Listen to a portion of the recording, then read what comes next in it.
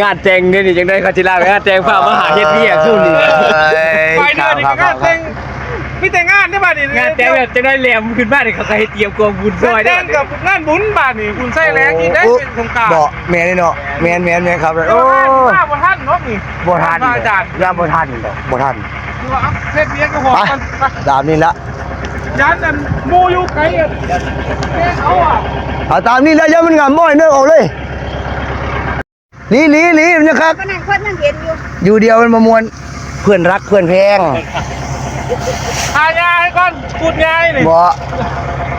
นึ่งเรื่องออกจากน้อยก็ได้เด้อบ่ต้องบ่อย่ามันงามม้อยโตนะบ่ต้องเอาลมลงไปดอกเอาบังวัดไว้เพื่อนโอ้โหบ่สิทางออกดอก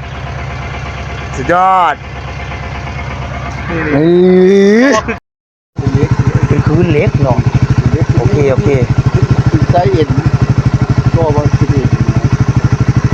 คือจังละโอเคอันนี้คือมาเอาไก่นะครับเด้อพี่น้องเขา FC มาสั่งไก่จากผมตัวผมไม่ได้ขังไก่ไว้บาดเลยขังคนละตัวครับพี่น้องขังคนละตัวนี้ผมกระจายไปแล้วตัวเป็นของออบบีมเคเพิ่นให้บ่ได้ดอกคือเขาบ่รัก 3,000 ขึ้นเนาะพี่น้องเนาะพุ่นน่ะเขาบ่รัก 3,000โอ้ยเพิ่นบ่ให้เฮาดอกโอ้บอกอัน180,000เนี่ยบ่ทันอยู่โอ้ยอยู่ไก่แห้งอันนั้นน่ะจักผู้ใดเป็นเจ้าของตัวแดงๆนั่นแดงๆนึงนั่นเนี่ยคู่กับตัวนี้ล่ะตัวนั้นล่ะเดี๋ยวจับมื้อแรงจับยังมันง่ายอยู่นี่จับยากบ่มื้อแรงนี่สิเอาได้เดี๋ยวนี้มันจับบ่ทันได้สิจับได้ยัง